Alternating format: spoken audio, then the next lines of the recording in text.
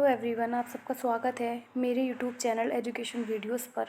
तो आज हम पढ़ने जा रहे हैं भारतीय चित्रकला के इतिहास में चैप्टर 11, जिसका नाम है मुग़ल लघु चित्रकला, जिसका समय है 1550 ई से 1857 ई तक। आगे बढ़ते हैं। ये जो चित्र है मुग़ल काल दारा शिकोह की बारात, जिसका समय है 1740 से 50 ई। कागज़ पर टेम्परा। चित्रकार हाजी मदनी। संग्रह कहाँ है? राष्ट्रीय संग्रहालय, नई दिल्ली। अब हम आगे पढ़ते हैं। यह स्टार्टिंग पढ़ते हैं। कलम अमरगों के अनुसार चित्रकला की मुग़ल कलम भारतीय लघु चित्रकला की रीढ़ है। इसे मध्ययुगीन भारत में संभ्रांत वर्ग की कला का दर्जा हासिल है। एक समृद्ध कला शैली में ढले इन अत्यंत कल्पनाशील चित्रों में इस्लामी तत्व को तो आवश्यक थे, किंतु यह पूर्ववर्ती सल्तनत काल तथा दक्कन के प्रारंभिक मुस्लिम शासकों की इस्लामी कला से एकदम भिन्न थी। दिल्ली के सुल्तानों और दक्कन के मुस्लिम शासकों की कला पूरी तरह इस्लामी सांचे में ढलकर तैयार हुई थी। उसके कला विषय, कला शैली, मानव आकृति और यहाँ तक कि चितेरे भी पर्शियों, ईरान तथा टर्की या तुर्की की इस्लामी दुनिया से आए थे। उनकी कला आकृतियाँ केवल इस अर्थ में भारतीय थी कि वे भारतीय भूभाग पर बनी थी, किंतु भारतीयता का आभास उनमें कहीं नहीं था। मुग़ल कला दृष्टि इससे भिन्न थी। वह न केवल भारतीय थी, बल्कि यह चाहा गया था कि वह भारतीय हो। भारत तो उसकी विषय वस्तु था ही, इस्लाम का प्रस्तुतिकरण भी भारतीय मुहावरे में ही हुआ था। मुग़ल शैली के अनेक जनक। अकबर ने एक और जहां चित्रकला और ग्रंथ लेखन को प्रोत्साहित करने के लिए अपने दरबार में एक नियमित चित्रशाला या तस्वीर खाना कायम किया, वहीं सियालकोट में कागज़ का कारखाना भी बनाया। अकबर और उससे भी अधिक उसके उत्तराधिकारी जहांगीर के समय की कला में भारत की रचनाधर्मी परंपरा, प्रतिभा और मन भावना प्रकृति के लिए गहरा लगाव प्रतिबिंबित होता दिखाई देता है। आदि स्रोत। मुग़ल युग में चित्रकला की प्रेरणा स्रोत समरकंद और हेरात रहा है। तैमूरी चित्रशैली का जन्मदाता नक़्वतुल मुहरिन था। 15वीं सदी से 16वीं सदी तक फारस ईरान में तैमूर वंश ने शासन किया। तैमूर 1336 से 1405 ई का भारतवर्ष से संबंध साधारणतः कला की दृष्टि से नहीं, बल्कि संहारक के रूप में माना जाता है। उसने भारतवर्ष पर 1398 ई में आक्रमण किया और लूटमार, विंध्यवश तथा बर्बरता का प्रदर्शन किया। तैमूर शासक यद्यपि क्रूर थे, लेकिन उनके समय में फारस ईरान में कला के क्षेत्र में काफ़ी प्रगति हुई, विशेषकर सचित्र पोथियों के लेखन में। तैमूर का पुत्र शाहरुख 1377 से 1447 ई स्वयं एक कवि था और उसने अपने दरबार में कवियों और चित्रकारों का आश्रय प्रदान किया। उसने हेरात नगर को अपनी राजधानी बनाया और देखते ही देखते हेरात उस समय कला का प्रमुख केंद्र बन गया। इसी वंश में आगे चलकर सुल्तान हुसैन बेगरा 1438 से 1506 ई के संरक्षण में कमालुद्दीन बेहजाद 1460 से 1535 ई जैसे अमर चित्रकार हुए। ये रहा चित्र 82 कमालुद्दीन बेहजाद का दरवेशों का नृत्य, जिसका समय है। ये संग्रह कहाँ है? Metropolitan museum of art, New York. Hussain बेगरा की मृत्यु के पश्चात बेहजाद ईरान के सफवी वंश के प्रथम सम्राट शाह इस्माइल 1487 से 1524 ई के संरक्षण में दरवेश में कार्य करने लगा। उसके कार्य को शाह इस्माइल ने बहुत सराहा और उसे राजकीय चित्रशाला का निर्देशक बना दिया। बेहजाद का जन्म हेरात में हुआ था। कहा जाता है कि बेहजाद अनाथ था तथा उसे अपने समय के महान कलाकार मीरख नक्काश ने पाला था। उसे ईरान का सर्वश्रेष्ठ चित्रकार माना जाता था। व्यापक प्रसिद्धि के कारण उसे पूर्व का रैफिल की संज्ञा दी जाती है। बेहजाद ने चित्रकला में घव अनानन शैली का सूत्रपात किया था। दरवेशों का नृत्य, जिसका समय यह है, चित्र 82 जो मैंने आपको दिखाया, उसका उत्कृष्ट चित्र है। बेहजाद के दो शिष्य मीर सैयद अली और ख्वाजा अब्दुस समद थे। जो बाद में हुमायूं के दरबार में भारत आ गए थे। इन्हीं दोनों चित्रकारों ने आगे चलकर मुगल शैली की नींव रखी। फिर है ईरानी शैली। इस्लाम धर्म के उदय के साथ ईरानी में जो कला शैली प्रचलित हुई उसे ईरानी शैली के नाम से जाना जाता है। यह शैली बाद में मुगल शैली की आधारशिला बनी। इस्लाम में मानव आकृतियाँ या जीवधारियों की आकृतियाँ चित्रित करना धर्म निष्पित था।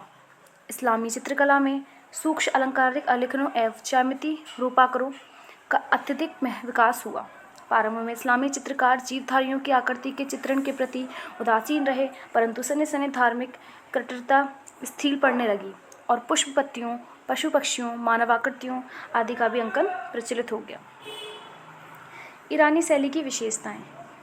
पहला है रेखा। ईरानी कला पर प्राचीन भारतीय कला या खासकर अजंता तथा चीनी कला की छाप थी। इसके साथ साथ इस पर इस्लामी सूक्ष्म नक्काशी कला का भी प्रभाव था। अंत ईरानी चित्रकला रेखा प्रधान हो गई। ये रेखाएं भारतीय गोलाई लिए नहीं अपितु कोण युक्त हैं। ईरानी कला में महीन या बारीक रेखाओं का प्रयोग किया गया है। सेकंड है वर्ण विधान। ईरानी शैली में सपाट रंग लगाए गए हैं। ईरानी चित्रकारों ने आकृति को उभारने और गोलाई प्रदान करने के लिए छाया प्रकाश का प्रयोग नहीं किया है। इस प्रकार केवल सपाट रेखांकन का प्रयोग ही करते थे। रंग बहुत चटकीले व आमिषित होते थे। पृष्ठभूमि प्राय हल्के रंग की होती थी। थर्ड है आकृतियाँ। ईरानी शैली में मानव आकृतियों के चेहरे प्राय गोल तथा पौने दो जिस्म के बनाए गए हैं, जिसमें छोटी आँखें, पतली लंबे नाक तथा पतले अधर वाले छोटे मुख विवर का चित्रण किया गया है। चेहरों में घड़नशीलता का अभाव है। अंत फूल फूले कपोल तथा गोल चिबुक दिखाई देते हैं। चेहरे एक ही वर्गाकार रेखा से बनाए गए हैं। फोर्थ है वस्त्र। ईरानी शैली की आकृतियों को प्राय लंबा या लवादा, चौगा, पगड़ी तथा कुल्हादार साफा बनने हुए चित्रित किया गया है। फिफ्थ है आकृति भेद। स्त्री तथा पुरुष आकृति के रूप का अंतर दर्शाने के लिए केश विन्यास, बालों, दाढ़ी, मूंछों आदि की पृथकता दर्शाई गई है, अन्यथा उसकी शारीरिक रचना में भेद नहीं दर्शाया गया है। सिक्स है कोमलता। ईरानी शैली में मानव आकृतियाँ बड़ी कोमल या नाजुक बनाई गई हैं। आकृति की गर्दन पतली सुराही नुमा चित्रित की गई है और लंबी, पतली, लचकदार भुजाओं बाहों वाली स्त्रियाँ अंकित की गई हैं। ईरानी चित्रों में स्त्री की कोमलता की उपमा लता के रूप में और पुरुषों की उपमा प्राय सरोवृक्ष की गई है। सेवंथ है अलंकारिता। ईरानी चित्रों में भाव अभिव्यक्ति की अपेक्षा अलंकारिता अधिक है। वस्त्रों के पहरान आदि में यथार्थता न होकर अलंकारिका सौंदर्यता है। ईरानी शैली में वृक्षों सहित संपूर्ण प्रकृति को घुमावदार रेखाओं द्वारा चित्रित किया गया है। फिर आता है 8 उघान चित्रण। ईरानी चित्रों में उघान के चित्रण की सुमधुर कल्पना दिखाई पड़ती है। अरब के मुसलमानों की प्राय सदैव यह इच्छा रहती है कि रेगिस्तान की तपती धूप से दूर किसी तालाब के किनारे सुंदर उघान हो, शीतल वातावरण हो और साकी तथा शराब का साथ हो। ऐसे वातावरण में 2 घड़ी के लिए संसार के कष्टों को भूल जाएं। ईरानी चित्रकला में हम प्राय यही उघान कल्पना चित्रों की पृष्ठभूमि में देखे हैं, जिसमें भीड़ भाड़ का अभाव होता है। 9th है ज्यामिति योजना। ईरानी चित्रों में प्राकृतिक मानव आकृतियों, भवनों आदि के चित्रण में यथार्थता नहीं है अपितु ज्यामिति योजना का अपनाया गया है। 10th है भवन। ईरानी चित्रों में भवन मेहराबदार, जालियों से युक्त तथा फूल पत्तियों की नक्काशी के काम से अलंकृत बनाए गए हैं। भवनों की दीवार एक ईंट है तथा पच्चीकारी को बड़ी बारीकी से दर्शाया गया है। इन भवनों में प्राय नीले, हरे, श्वेत आदि शीतल रंगों का अधिक प्रयोग है। आकृति को इन भवनों में उभारने के लिए प्राय इनके वस्त्र आदि गहरे रंग के तथा पृष्ठभूमि हल्के रंग से रंगी जाती है। फिर है 11 लेख। ईरानी शैली के चित्रों में चित्रकारों के नाम तथा चित्र के विषय से संबंधित विवरण तथा कविता भी अंकित कर दी जाती है। यह लेख चित्रित आकाश में या अन्य किसी भाग में एक आयताकार सफ़ेद पट्टी बनाकर उसके ऊपर अंकित कर दिए जाते हैं। 12th है संयोजना। चित्र में प्राय संयोजना की सरलता रहती है। प्राकृतिक दृश्यों में 2 स्थानों को अलग अलग दिखाने के लिए नालियाँ, क्यारियाँ तथा टीलों को अंकित कर दिया गया है। भवनों के दृश्यों को प्राय दीवारों के द्वारा विभाजित करके दर्शाया गया है। 13 है प्रकृति को स्वतंत्र रूप से चित्रित नहीं किया गया है। प्रकृति का अंकन केवल पृष्ठभूमि में अलंकारित ढंग से किया गया है। प्राकृतिक सजीव होकर मानवीय क्रियाकलापों में सहयोग नहीं करती। 14 है फिर हंसी है। ईरानी चित्रों में चारों ओर हंसिए बनाने की प्रथा प्रचलित थी। चित्रों में हंसिए अनेक प्रकार के अलंकारिक अभिप्रायों तथा पशु पक्षियों के आकृति दृश्यों से सजे रहते हैं। इन हंसियों में सुनहरे रंग का प्रयोग बड़ा मनोरम है।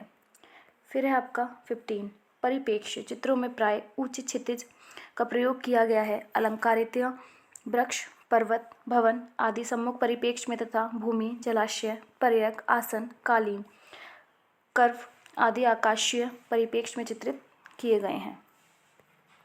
फिर हम पढ़ेंगे मुगल तथा ईरानी शैली में अंतर। पहला है ईरानी शैली की रेखाएं घूमती हुई और कोड़दार हैं। मुगल रेखाएं गोलाई लिए हुए हैं, उनमें गति और प्रवाह है। सेकंड है ईरानी शैली में लाल, नीले तथा सुनहरे रंगों का प्रयोग हुआ है जो बड़े चटकीले हैं। मुगल शैली में रंग तो बड़े जानदार हैं पर उनमें ना तो सुनहरे रंग का बाहुल्य है न रंग सीमित है। परस्पर अनेक रंगों को मिलाकर विशिष्ट रंगों का प्रयोग किया गया है। एक ही रंग की कई तानों का प्रयोग हुआ है। थर्ड है ईरानी चित्रों में टेम्परा विधि से सपाट रंग भरे गए हैं, उनमें छाया प्रकाश अथवा आभार नहीं दिखाई गया है। मुगल शैली में भी टेम्परा रंग विधान है परंतु प्रकाश अंधेरे के सिद्धांत का पालन हुआ है। गोलाई अथवा उभार दिखाने के लिए कोई विधियाँ अपनाई गई हैं। फोर्थ है ईरानी आकृतियों में उतनी यथार्थता नहीं है जितनी मुगल आकृतियों में है। वस्त्रों की सिकन तथा फहरान मुगल शैली में बहुत स्वाभाविकता से दिखाई गई है। फिर है फिफ्थ है ईरानी शैली में प्राय 1.25 चश्म तथा सम्मुख चेहरों की अधिकता है जबकि मुगल शैली में 1 चश्म चेहरों की अधिकता है। सिक्स्थ है ईरानी शैली में व्यक्ति चित्रों का प्राय अभाव रहा जबकि मुगल शैली में व्यक्ति चित्रों की भरमार है। सेवंथ है ईरानी शैली में लगी चित्रों की प्रथा थी और रेशमी कपड़े एवं कागज पर चित्र बनते थे। मुगल शैली के आरंभिक चित्र बड़े आकार में तथा सूती कपड़े पर बनाए गए हैं। बाद में मुख्य मुगल लघु चित्र हस्त निर्मित कागज या हैंडमेड पेपर पर चित्रित हैं। फिर है 8 ईरानी शैली में चित्र संयोजन प्राय सरल रहा जबकि मुगल शैली में आकारों एवं रूपों की भीड़ भाड़ रही।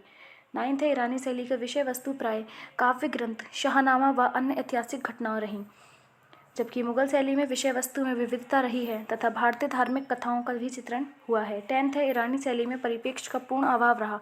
मुगल शैली में यूरोपियन चित्रों के प्रभाव से रेखीय व वातावरणीय परिप्रेक्ष्य को दिखाने का प्रयास किया गया है।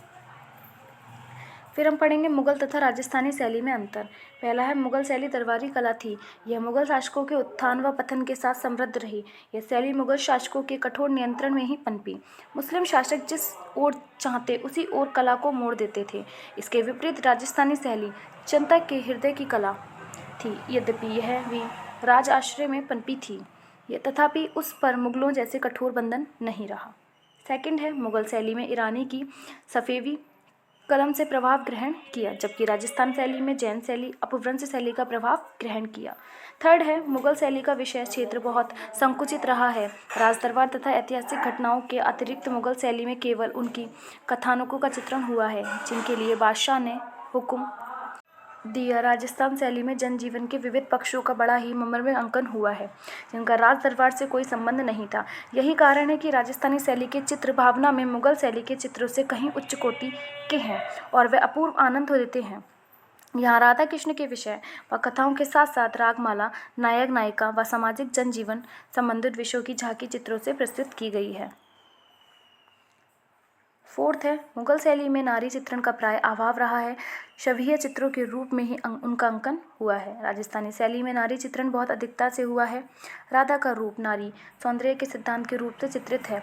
महाराजाओं ने अपनी पासवानों के रूपों का चित्र के रूप में राधा कृष्ण के रूप में प्रकट किया है। फिफ्थ है मुगल शैली में ब्रहा आकृति के सादृश्य पर बहुत बल दिया गया है। वहीं राजस्थानी शैली में ब्रहा दृश्य की अपेक्षा और आंतरिक भाव की प्रधानता रही है। इस प्रकार राजस्थानी शैली में भावात्मक अधिक है।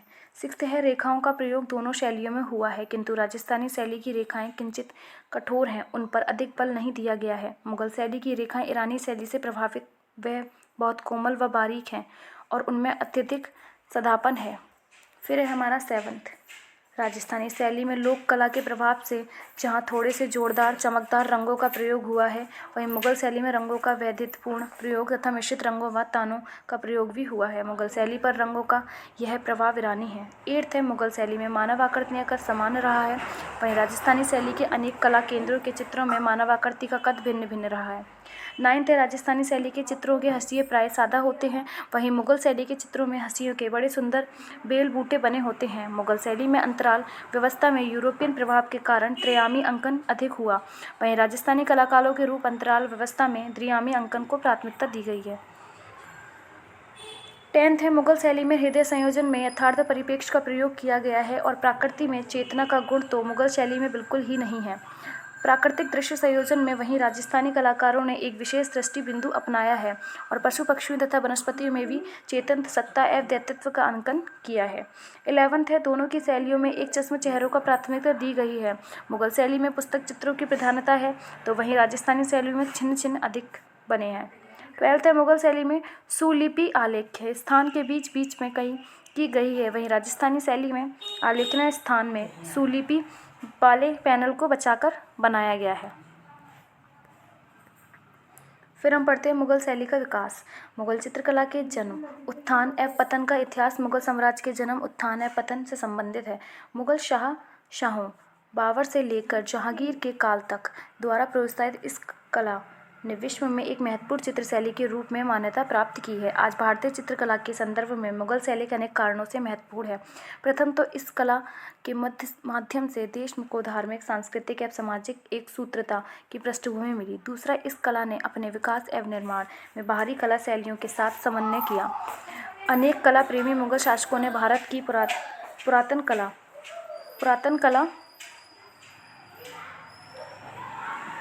कला थाती को संरक्षण ही नहीं अपितु संवर्धन भी किया और भारतीय पौराणिक एवं धार्मिक ग्रंथों पर आधारित चित्र बनाए।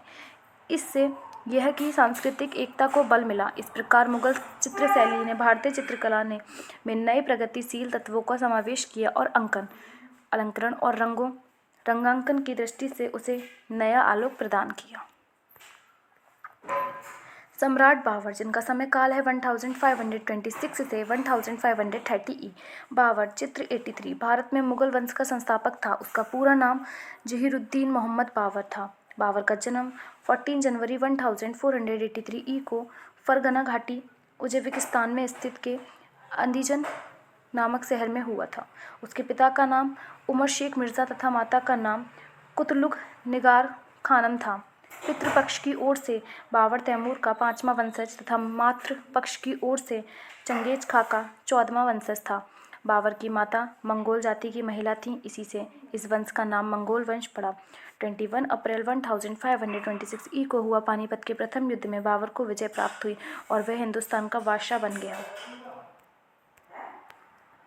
ये जो चित्र आपको दिख रहा है, चित्र 83 किसका है? सम्राट बाबर का, जिनका समय काल ये है।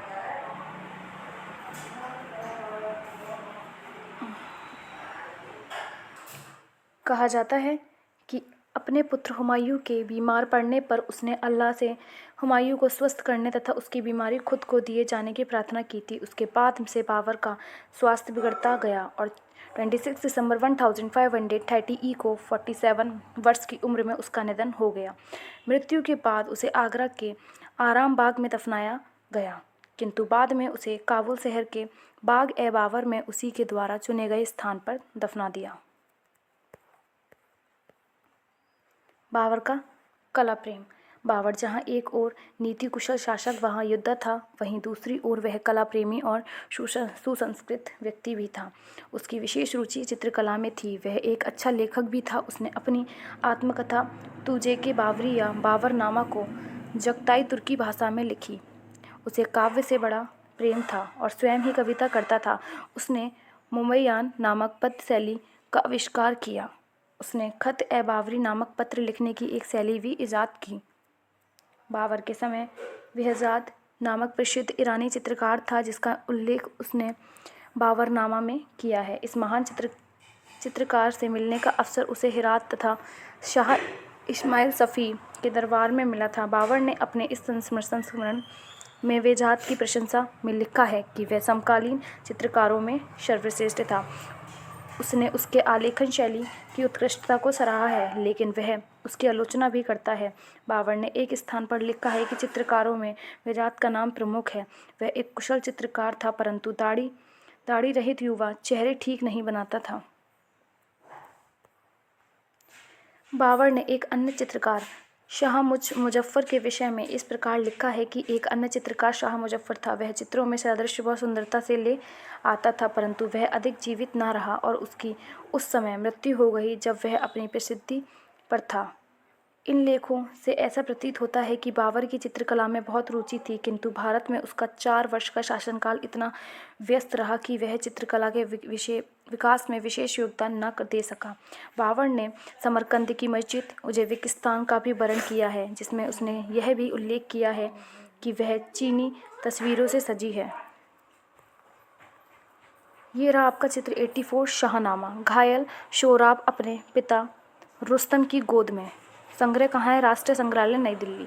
बाबर जिन पुस्तकों को अपने साथ लाया था उसमें शाहनामा 977 से 1010 ई के मध्य फिरदौसी द्वारा लिखी गई पुस्तक, चित्र 84 ये जो दिखाई गई है कि सचित्र प्रति भी थी, जो लगभग 200 वर्ष तक यहाँ शाही पुस्तकालय में रही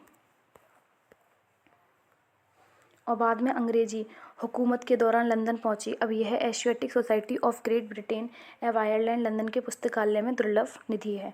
कुछ के अनुसार मुगलकालीन स्थापत्य कला की शुरुआत वास्तव में अभी मुगल वास्तुकला जैसी किसी शैली का जन्म ही नहीं हुआ था। इसका प्रारंभ अकबर के शासनकाल से ही होता है, बाबर के समय से ही होता है। उसने 1527 ई में पानीपत के काबुली बाग मस्जिद तथा 1528 ई में रोहेलखंड में संभल की जामी मस्जिद बनवाई थी। बाबर के आदेश पर 1528 से 29 ई में अयोध्या में रामकोट पहाड़ी या रामदुर्ग पर स्थित राम मंदिर को ध्वस्त कर उसके स्थान पर बाबरी मस्जिद का निर्माण मीर बकी ने करवाया था। उसे बाग लगाने का बड़ा शौक था और कई बाग उसने काबुल में लगाए। उसके अनुसार बाग को 4 समान भागों में नहरों द्वारा बांट दिया जाता था। बाबर ने इस पद्धति को सूत्रपात भारत में किया। उसने 1528 ई में ज्यामिति विधि पर आधारित एक बाग आगरा में लगवाया, जिसे नूर अफगान या आराम बाग नाम दिया गया। 4 बाग पद्धति पर आधारित यह भारत का सबसे पुराना मुगल बाग है। बाबर के वंशजों ने अपने महल और मकबरे इसी 4 बाग पद्धति के अनुसार बनवाए। फिर आता है हुमायूं। हुमायूं का समय काल है 1530 से 1556 ई। हुमायूं चित्र 85 ये रहा का जन्म 6 मार्च 1508 को काबुल में हुआ था। उसका पूरा नाम मिर्जा नसीरुद्दीन बेग मोहम्मद खान हुमायूं था। बाबर के 4 पुत्रों हुमायूं, कामरान, अस्करी व हिंदाल में हुमायूं सबसे बड़ा था, जिसे बाबर ने अपनी मृत्यु से पूर्व ही उत्तराधिकारी नियुक्त कर दिया था।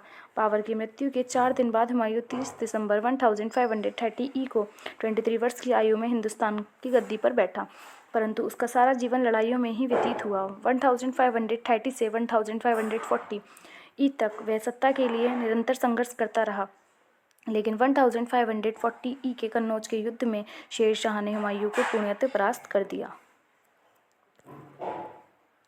अब वह लाहौर होता हुआ अमरकोट सिंध के राणा अमरसाल की शरण पहुंचा। यहीं 15 अक्टूबर 1542 को उसके पुत्र अकबर का जन्म हुआ। सिंध से भागकर 1543 ई में हुमायूं ईरान पहुंचा। ईरान के सफवी वंश के शहतामास 1514 से 76 ई ने उसका ये रहा चित्र 85 हुमायूं का बहुत सम्मान किया और उसे अपने खोए हुए साम्राज्य को जीतने के लिए एक बड़ी सेना दी। इसी सेना की सहायता से उसने 1545 ई में काबुल तथा कंधार पर फिर से अधिकार कर लिया। धीरे धीरे वह अपनी शक्ति बढ़ाता चला गया। इसी बीच शेर शाह व उसके उत्तराधिकारी पुत्र सलीम शाह की मृत्यु हो चुकी थी। स्थिति का लाभ उठाकर उसने 1555 ई में दिल्ली पर पुनः अधिकार कर लिया, किंतु वह बहुत दिनों तक जीवित नहीं रह सका। 20 जनवरी 1556 ई को दिल्ली के पुराने किले शेर शाह सूरी द्वारा निर्मित के पौथी खाने शेर मंडल की सीढ़ियों से पैर फिसल जाने के कारण वह गंभीर रूप से घायल हो गया और 3 दिन बाद 24 जनवरी 1556 ई को उसकी मृत्यु हो गई। ब्रिटिश प्राच्यविद और पुरातत्व लेन पूल ने हुमायूं पर टिप्पणी करते हुए कहा है कि हुमायूं जीवन भर लड़खड़ाता रहा और लड़खड़ाते हुए ही अपनी जान दे दी। कला प्रेम। हुमायूं में अपने पिता जैसी योग्यता नहीं थी। वह आराम, मतलब और स्वभाव से सीधा व्यक्ति था। यद्यपि कलाओं में उसे अनुराग था, परंतु उसकी कला प्रियता का प्रदर्शन अपने अल्प शासनकाल में तमाम उलझनों से फंसे रहने के कारण न कर सका। उसने चित्रकला के क्षेत्र में जो कुछ किया, कलार्क ने हुमायूं शैली की संज्ञा देकर उसके प्रति सम्मान प्रकट किया। श्री राय कृष्णदास ने हुमायूं की कला प्रियता का एक रोचक उदाहरण दिया है। उसके अनुसार जब वह निर्वासन काल में इधर उधर भटक रहा था तो अपने साथ सचित्र पुस्तकें रखता था। एक बार जब वह शेरशाह से हारकर मारवाड़ और सिंध के रास्ते से ईरान की ओर जा रहा था तो उसके साथ चित्रकार भी थे। इस यात्रा में एक बड़ा पड़ाव पर जब वह अपने डेरे में नहाने का कपड़ा पहने बैठा था, तभी एक उड़ता हुआ कबूतर या फाख्ता आ गया। हुमायूं ने उसको पकड़कर कतरनी से आंखें पंख काटे और चित्रकारों से तस्वीर बनवाकर फिर उसे मुक्त कर दिया। अपने प्रवास काल में जब वह ईरान के शाहतहा मास्प के दरबार में सहायता के लिए पहुंचा तो उसके परिचय दो महान ईरानी चित्रकार मीर सैयद अली जुदाई और ख्वाजा अब्दुस्समद सिराजी से हुआ। ये दोनों चित्रकार शाहतहा मास्प के दरबार में कार्यरत थे। हुमायूं ने इन चित्रकारों से अपने साथ भारत चलने को कहा, परंतु उस समय ये चित्रकार हुमायूं के साथ नहीं आए। कुछ समय पश्चात जब 1545 ई में कंधार व काबुल पर हुमायूं का अधिकार स्थापित हो गया तो यह दोनों चित्रकार स्वेच्छा से उसकी सेवा में आ गए। हुमायूं ने उसको दरबारी चित्रकार नियुक्त कर दिया और उनके निर्देशन में हुमायूं तथा बालक अकबर ने चित्रकला का आवास शुरू किया। जब 1555 ई में हुमायूं ने दिल्ली का तख्त प्राप्त किया तो उसने अपना तस्वीर खाना कुतुब खाना काबुल से दिल्ली स्थानांतरित कर दिया। बायाजीद बयात के अनुसार उस समय हुमायूं के साथ 5 कलाकार थे, जिनमें मीर सैयद अली, ख्वाजा अब्दुस्समद तथा मौलाना यूसुफ हैरावी बुखारा का प्रमुख हैं।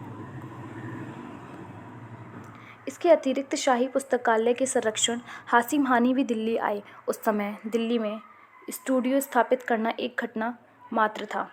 हुमायूं के संरक्षण में ही दास्ताने आमीर हमजा या हमजानामा का निर्माण आरंभ हुआ।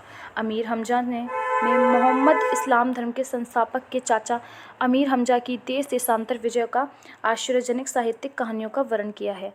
इस कथा का चित्रण सम्मत किशोर अकबर के चरित्र निर्माण के लिए आरंभ हुआ था। इस समय के अब्दुस्समद द्वारा बनवाए गए चित्रों की गुलशन एल्बम जहांगीर ने इन चित्रों को एल्बम में लगवाने का कार्य किया था।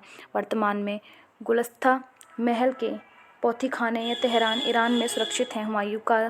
हुमायूं काल की एक प्रारंभिक कृति ब्रिटिश संग्रहालय में जिसमें उसके वंशजों को बैठे बनाया गया है।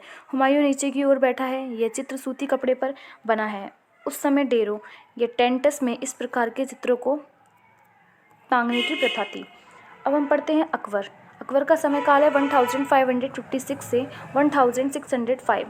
अकबर का पूरा नाम था जलालुद्दीन मोहम्मद अकबर। चित्र 86। ये अकबर का चित्र। अकबर का अर्थ होता है महान। वास्तव में अकबर एक महान शासक सिद्ध हुआ। जब हुमायूं शेरशाह से हारकर राजस्थान और सिंध में भटक रहा था तो उसी समय 15 अक्टूबर 1542 ई को अकबर का जन्म हुआ। अमरकोट सिंध के राणा बीरसाल के महल में हुआ। कलानौर पंजाब में 14 फरवरी 1556 ई को उसका राज्याभिषेक किया गया। उस समय उसकी उम्र 14 वर्ष की थी। वह बड़ा बुद्धिमान और प्रतिभा संपन्न व्यक्ति था। पढ़ा लिखा न होने पर भी वह समस्याओं को मूल रूप से समझ लेता था। बाबर के समान ही उसमें दृढ़ इच्छा शक्ति, अथक विश्वास, अदम्य साहस और अपार सूझबूझ थी। सिंहासन पर बैठते ही उसको अनेक लड़ाइयाँ लड़नी पड़ी। 1570 ई के पश्चात ही उसको सांस्कृतिक उत्थान में योगदान देने का अवसर प्राप्त हुआ। स्टेनेल लेनपूल के अनुसार अकबर मुगल साम्राज्य का वास्तविक संस्थापक था। वह स्वभाव से बहुत उदार था, सभी धर्मों का समान रूप से आदर करता था। 1582 ई में उसने दीन-ए-इलाही नामक एक नया धर्म चलाया। इसका उद्देश्य एक नए धर्म मत का प्रवर्तन नहीं बल्कि सभी धर्मों के साम्राज्य स्थापित करना था। ये रहा चित्र 86। अकबर ने मुसलमानों के धार्मिक कट्टरता को नहीं माना और चित्रकला जो इस्लाम में निषिद्ध थी की उन्नति के लिए सत्य प्रयत्न किए। उसने स्वयं अंबर या आमेर के राजा भारमल की पुत्री जोधाबाई से 6 फरवरी 1562 को अपना विवाह रचाया और उसको धार्मिक स्वतंत्रता दी। इसी राजपूत रानी का पुत्र सलीम बाद में जहांगीर मुगल सिंहासन का उत्तराधिकारी बना। अकबर ने सुलह-ए-कुल या सर्वतोमुखी शांति और सद्भाव के श्रेष्ठ सिद्धांत की एक नई नीति चलाई और अपने अधीन सभी लोगों को सभी प्रकार से संतुष्ट करने की कोशिश की। 1563 ई में धार्मिक करों को समाप्त कर दिया। उसने स्वयं मथुरा की यात्रा की। 1564 ई में हिंदुओं पर लगने वाला जजिया कर को समाप्त भी कर दिया। उसने हिंदुओं को सर्वोच्च पद दिया, गोहत्या बंद करवाई, तामसिक भोजन लेना बंद किया। उसने भारतीय वेशभूषा को उपयुक्त परिवर्तन करके अपना लिया, दाढ़ी मुड़वाई, तिलक लगाना शुरू किया, सूर्य को नमस्कार तथा यज्ञ करना प्रारंभ किया, गंगा जल पीना आरंभ किया तथा हिंदू तीज त्योहार मनाने लगा। सम्राट अकबर बहुमुखी प्रतिभा का व्यक्ति था। उसके शासनकाल को मुगल कला का स्वर्णयुग कहना गलत न होगा। इसके अलावा अकबर के शासनकाल में साहित्य व संगीत के क्षेत्र में भी अभूतपूर्व विकास हुआ। पर्सी ब्राउन के अनुसार अकबर का शासनकाल मुगलकालीन संस्कृति के विकास के लिए सर्वाधिक उपयुक्त था। उसके समय में तुलसीदास ने रामचरितमानस तथा अबुल फजल ने अकबरनामा जैसे ग्रंथ लिखे। यद्यपि मुगलों की दरबारी भाषा फारसी थी, तथापि अकबर के काल को हिंदी साहित्य का स्वर्णकाल कहा गया है। अकबर का संगीत से काफ़ी लगाव था। उसका काल संगीत कला के चरमोत्कर्ष कला भी रहा।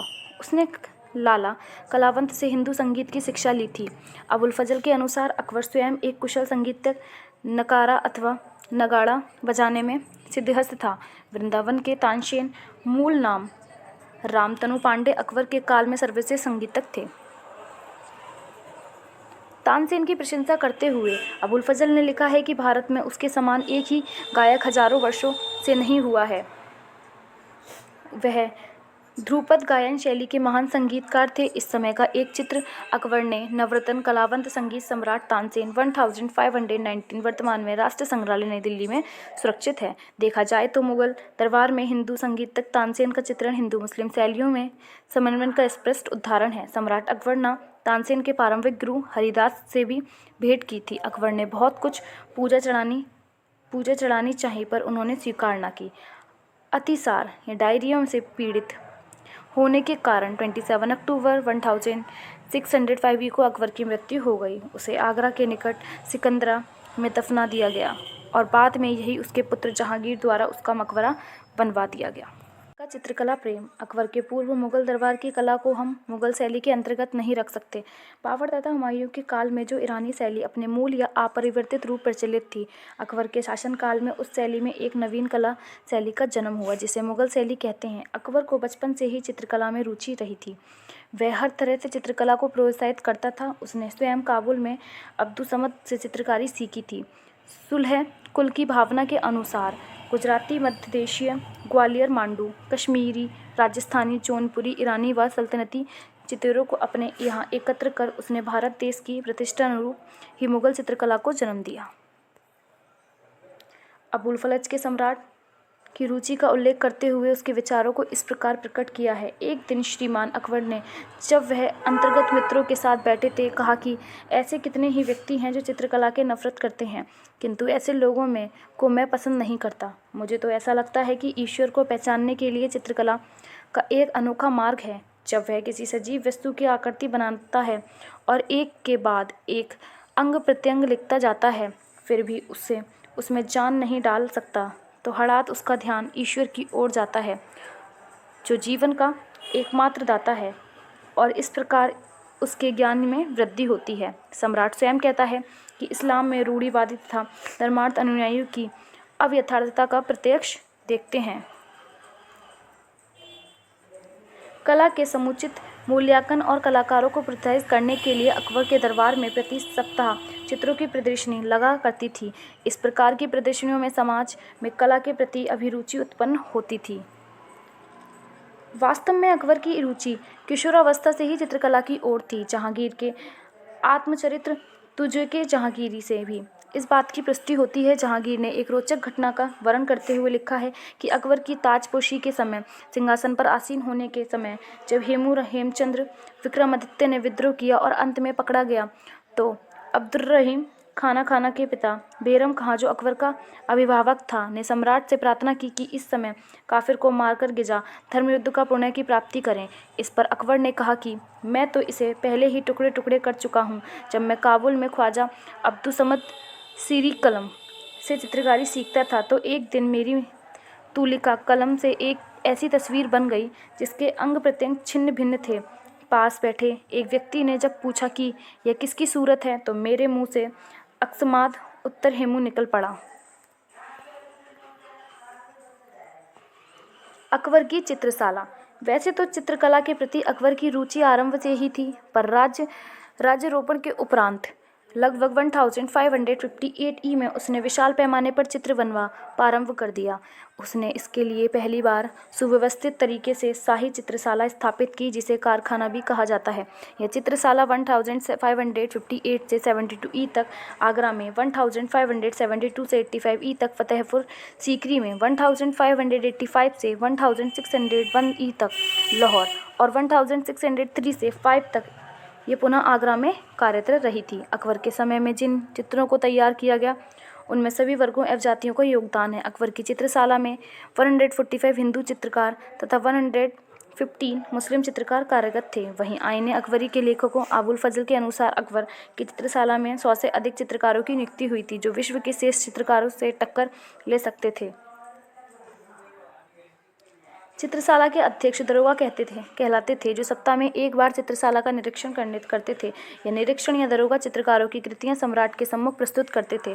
सम्राट उच्च कोटि की कलाकारों का इनाम देता था तथा उनका वेतन भी बढ़ा देता था। इस चित्रशाला के अध्यक्ष उस्ताद मीर सैयद अली तथा ख्वाजा अब्दुल समद थे। चित्रकारों के लिए दरबार में उच्च पद दिए जाते थे और चित्रकार मनसबदार हुआ करते थे। उच्च कोटि के चित्रकारों को 500 मनसबदारी तक के ओहरे प्रदान किए जाते थे। अब्दुल समद की नियुक्ति 500 मनसबदारी के पद पर हुई थी। 1573 ई में जब अकबर ने गिने चुने 27 सरदारों के साथ अहमदाबाद का तूफानी दौरा किया था, तो उसके दल में 3 चित्रकार जगन्नाथ, सामलदास और तारानाथ थे। सामलदास ने इस युद्ध का बड़ा मनोरम चित्रण किया है। अकबर का पोथीखाना या लाइब्रेरी। अकबर ने चित्रित तथा हस्तलिखित पुस्तकों को संग्रहित करने के लिए एक विशाल शाही पुस्तकालय का निर्माण करवाया। इस पुस्तकालय में लगभग 24,000 पोथियों का संग्रह था, जिनका मूल्य 6.5 लाख रुपये था। पोथियों के एक भाग जिल्द का मूल्य 270 रुपये था। फैजी के निधन 1585 ई के पश्चात उसके पुस्तकालय में 4,000 पुस्तक शाही पुस्तकालय में और आईं। इस प्रकार शाही पुस्तकालय में अन्य पोथियों को मिलाकर इनकी संख्या 30,000 तक पहुंच गई। कहा जाता है कि अकबर के शाही पुस्तकालय के समान ही व्याख्यात अब्दुल रहीम खाना का भी अपना पोथी संग्रह था। इस विशाल संग्रह औरंगजेब के शासनकाल के पश्चात आक्रमणकारियों के द्वारा लूट के तितर-बितर हो गया। अकबर के दरबारी चित्रकार। वाक़ियात-ए-बाबरी की अकबरकालीन प्रति में 19 उच्च कोटि के हिंदू और 3 उच्च कोटि के मुसलमानों चित्रकारों का उल्लेख है, परंतु आईने अकबरी में 13 उच्च कोटि के हिंदू और 4 उच्च कोटि के मुसलमानों चित्रकारों का वर्णन है। अकबर के समय में भिन्न भिन्न देशों से चित्रकारों मुगल दरबारों की ओर आकर्षित होकर आ रहे थे। आईने अकबरी के अनुसार इस समय के कलाकारों में कलामक के फर्रुख, शिराज के अब्दुल समद तथा परवेज के मीर सैयद अली से यह स्पष्ट होता है कि भिन्न कलाकारों सुदूर देशों से मुगल दरबार में राज्य आश्रय ग्रहण करने के लिए आ रहे थे। अकबर के समय में हिंदू तथा मुसलमान चित्रकारों के कोई भेदभाव न था, क्योंकि आईने अकबरी में अबुल फजल ने लिखा है कि अब ऐसे उत्कृष्ट चित्रकार तैयार हो गए थे कि उनके चित्र बिहाजत और यूरोप के चित्रकारों से टक्कर लेते हैं। हिंदू चित्रकारों के चित्र हम लोगों मुस्लिमों की भावना से कहीं ऊंचे होते हैं। सारे संसार में ऐसे बहुत कम कलाकार हैं जो उनके समकक्ष हैं। ये रहा मुगल लघु चित्रकला, कृष्ण गोवर्धन पर्वत को उठाए हुए, जिसका समय काल ये है। चित्रकार कौन है? मिशिगन। जो संग्रह कहाँ है? Metropolitan museum of art, New York, USA में। आईने अकबरी के अनुसार अकबर का चित्रशाला में 65% हिंदू चित्रकार थे। इनमें भी अधिकांश चित्रकार कार्यस्थ, चितेरा या सिलावट तथा खाती जाति के थे। इस समय के 13 हिंदू चित्रकारों के नाम प्राप्त हैं, जिनमें दसवंत, वसावन, केशव, लाल, मुकुंद, मधु, जगन, महेश, तारा, सांवल, खेमकरण, हरवंश तथा राम थे। अकबर के दरबार में 4 मुसलमान चित्रकारों में फारूक, कलामक, शीर सैयद अली, अब्दुल समद तथा मिशिगन के नाम उल्लेख हैं। मिशिगन अकबर के दरबार का निपुण पक्षी चित्रकार था। मिशिगन का एक प्रसिद्ध चित्र कृष्ण गोवर्धन पर्वत को उठाए, जिसका समय काल ये है। कागज पर टेम्परा वर्तमान में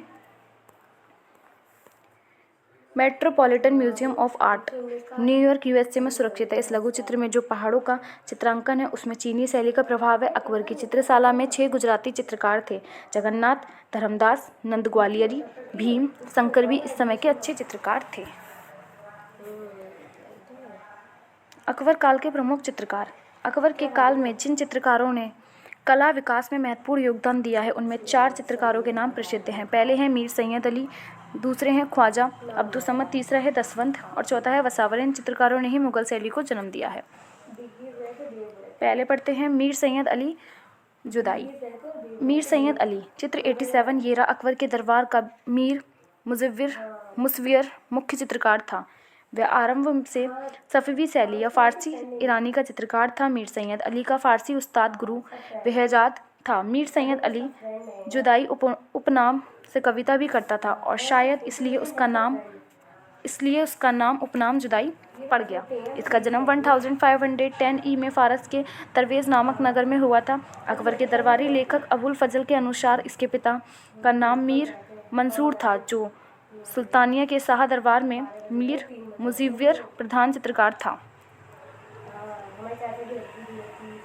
किशोर अवस्था में ही मीर सैयद अली ने चित्रकला तथा लिपि लेखन कला सुलेखन लिपि का खते तोहरा का उत्तम अभ्यास कर लिया था। काजी अहमद नामक लेखक ने 1566 से 67 में रचित अपने ग्रंथ में लिपिकारों की नामावली में मीर सैयद अली का नाम भी दिया था। हुमायूं अपने ईरान प्रवास काल में शाह तहमास्प के दरबार में इससे परिचित हुआ था। हुमायूं ने तब इसे अपने साथ चलाने को आमंत्रित किया था, परंतु मीर सैयद अली उस समय निर्वासित राजकुमार हुमायूं के साथ नहीं आया। जब 1545 ई में हुमायूं ने काबुल और कंधार पर अधिकार कर लिया तो मीर सैयद अली और ख्वाजा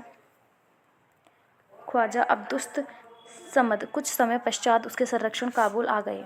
ये रहा चित्र 87 मीर सैयद अली आत्मचित्र, जिसका समय यह है। संग्रह है Los Angeles county museum of art USA. ये कलाकार निश्चित रूप से 1550 ई तक काबुल आ गए थे। कार्ल खंडालावाला का मत है कि काबुल में ही मीर सैयद अली और अब्दुल समद सिराजी के निर्देशन में अमीर हमजा के कथानक के से संबंधित चित्रों का निर्माण आरंभ हुआ, जो अकबर के समय में पूरा हुआ। मीर सैयद अली के चित्र हेरात कलम के तरवेज़ शैली से अधिक प्रभावित हैं, किंतु हिंदी चित्रकारों के संपर्क में आने के बाद उसने अपनी शैलीगत विधा में परिवर्तन किया। कहा जाता है कि मीर सैयद अली को अकबर ने हिंदू चित्रकारों के प्रति आकर्षित होने का आह्वान किया था। हिंदू चित्रकला कश्मीर, गुजरात, जौनपुर, मांडू की सूरत सीरत वाली चित्र परंपरा का अकबर ने मीर सैयद अली से ही ग्रहण करवाया। इस तरह से मुगल लघु चित्रकला के गठन निर्माण रचना में मीर सैयद अली के तकनीकी निरीक्षण की महत्वपूर्ण भूमिका निभाई। हुमायूं के समय तक वह ईरानी शैली के अंतर्गत हेरात कलम का ही उस्ताद रहा, परंतु अकबर के समय में भारतीय ईरानी फारसी चित्र शैलियों के मिश्रण से उसने मुगल चित्रकला की नींव रखी। प्रो शेरवानी ने भी उसे शाही अथवा मुगल कलम का जन्मदाता स्वीकार किया है। उसके चित्रों में सुंदर तथा मनमोहक वातावरण चित्रित किया गया है, तथापि उसने बारीकी और सूक्ष्म चित्रण से इनमें वास्तविकता लाने का प्रयत्न किया है। उसे लौकिक एवं दैनिक जीवन से संबंधित विषयों का चित्रण अधिक प्रिय था। दरबारी दृश्यों की अपेक्षा ग्रामीण एवं नागरिक दृश्यों को मक्कर जीवन का चित्र उसमें अधिक किया है। उसकी मानवाकृतियों की रचना विहार शैली की है, जिसमें गर्दन लंबी पतली व सुराहीदार तथा चेहरे लंबे बनाए गए हैं। उनमें प्रमुख चित्रों में लैला के सामने जंजीरों से बंधा मजनू, गोवध करते हुए जहराक, मजनू का जन्म, बहराम और गडरिया, पिता मीर मंसूर का व्यक्ति चित्र तथा जामीकृत हफ़त औरंग नामक ग्रंथ के चित्र। फिर आता है सेकंड आपका ख्वाजा अब्दुल समद सिराजी। अब्दुल समद भारत में मुगल शैली के जन्मदाताओं में से एक तथा मीर सैयद अली के समान ही अकबर के दरबार का मीर मुसव्विर मुख्य चित्रकार था। यद्यपि वह सुलिपिकार के रूप में अधिक जाना जाता था और शिकस्त शैली का लेखक था, किंतु फिर भी वह चित्रकार के रूप में बहुत ज़्यादा प्रसिद्ध था। आईन अकबरी के अनुसार उसकी मनोहारी चित्रकारी के उसे सीरी कलम मीठी कलम की उपाधि प्रदान की गई। उसका जन्म ईरानी के प्रसिद्ध कला सिराज में 1517 ई में हुआ था। उसके पिता फारस के स्थानीय राज्यपाल गवर्नर के मंत्री वजीर थे। 1545 ई के पूर्व जब हुमायूं फारस की राजधानी तबरेज़ में था तो ख्वाजा अब्दुस्समद उसके पास गया और उसने परिचय प्राप्त किया। इस समय वह अपनी प्रसिद्धि पर था। हुमायूं ने उसे अपने साथ भारत चलने के लिए आमंत्रित किया, लेकिन उस समय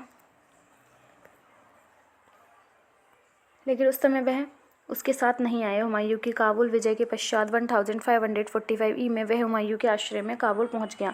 तैमूरनामा के अनुसार काबुल में स्वयं हुमायूं तथा किशोर शहजादे अकबर ने उससे चित्रकला की शिक्षा ग्रहण की। 1556 ई में अकबर ने अपने सिंहारोपण के पश्चात ख्वाजा अब्दुस्समद को विशेष सम्मान दिया। अकबर ने उसे अपनी चित्रशाला का प्रधान शिक्षक अर्थात उस्ताद मुज़व्विर नियुक्त किया। उसके शिष्य भी श्रेष्ठ कलाकार हुए, उनमें दसवंत सर्वश्रेष्ठ था। ये रहा चित्र 88। Khwaja Abdussamad, prince of the house of Timur. समय काल ये है सूती कपड़े पर टेम्परा व स्वर्ण रंग। ठीक है, संग्रह कहाँ है? British museum, London. Akbar Abdussamad को केवल एक श्रेष्ठ चित्रकार ही नहीं समझा जाता, अपितु उसके अपने पिता के समकालीन होने के कारण उसका बड़ा सम्मान भी करता था। उसे 500 मनसबदारी के पद पर नियुक्त किया गया था। उसके पुत्र शरीफ को अकबर ने अपने पुत्र शहजादा सलीम के मदरसे पाठशाला के लिए साथी खानजद भी बना दिया था। 1576 ई में अकबर ने अब्दुस्समद को फतेहपुर सीकरी स्थित अपनी टकसाला का अध्यक्ष और 1584 ई में मुल्तान का दीवान बना दिया था। अकबर के साथ वह ही दीन-ए-इलाही का अनुयायी था। अनुमान है कि अब्दुस्समद की मृत्यु 1585 ई के लगभग हो गई थी। उसने जो आरंभिक चित्र बनाए उसकी शैली दरवेज की सफ़वी शैली है। मासिर-उल-उरमा के लेखक शहनवाज खान ने लिखा है कि आमिर हमजा चित्रवाली के निर्माण के लिए अकबर ने जो 50 चित्रकार नियुक्त किए थे, उनका निर्देशन पहले मीर सैयद अली ने और बाद में ख्वाजा अब्दुस्समद सिराजी ने किया था। 1550 से 55 में निर्मित उसका एक विख्यात चित्र princess of the house of Timur, चित्र 88 वर्तमान में ब्रिटिश म्यूजियम लंदन में सुरक्षित है। फिर आपका आता है थर्ड, क्या है? दसवंत। दसवंत जिसे हम बोल सकते हैं जसवंत।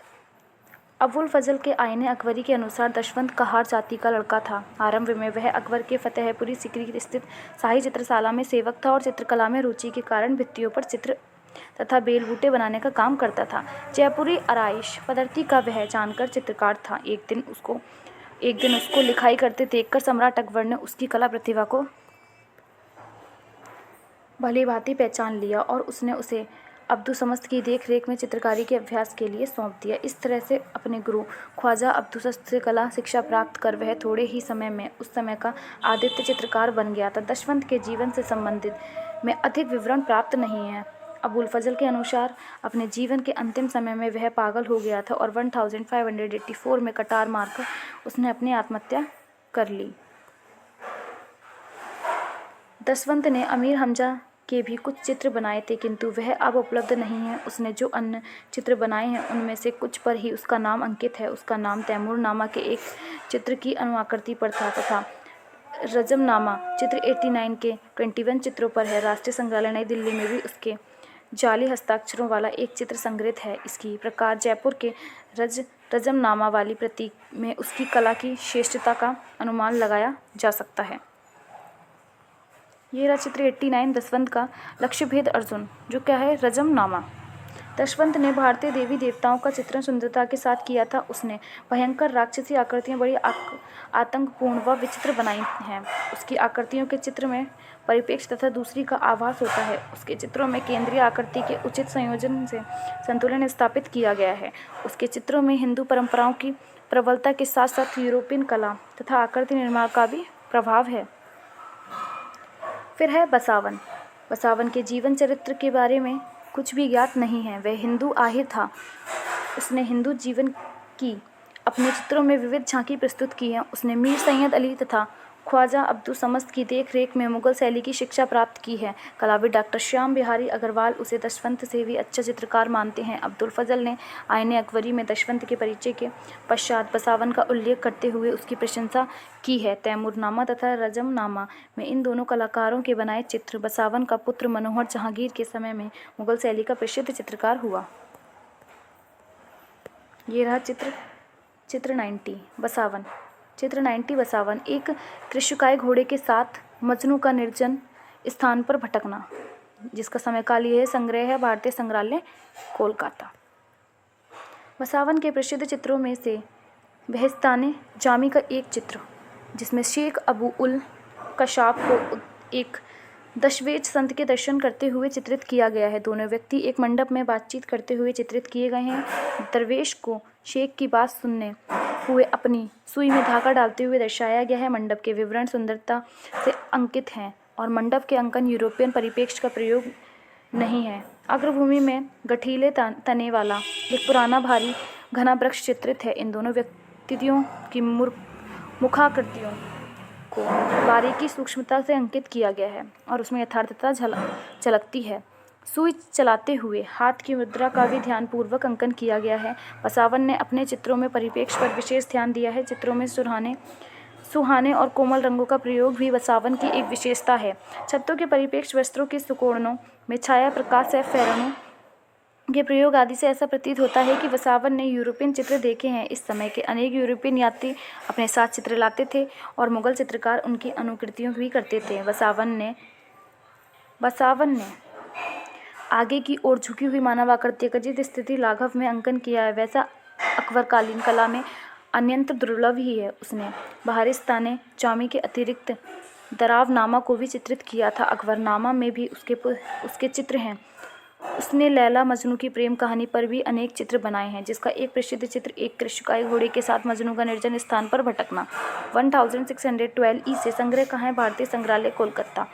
इस चित्र में चित्रित लैला के विरह में मजनू के साथ साथ उसकी घोड़ा और कुत्ता भी बेहद जीर्ण और कमज़ोर दिखता है। यहाँ तक कि पेड़ की शाखें भी सूखी और पर्ण विहीन है। बसावन में 40 वर्ष तक कार्य किया। अनुमान है कि उसने लगभग 200 चित्र बनाए।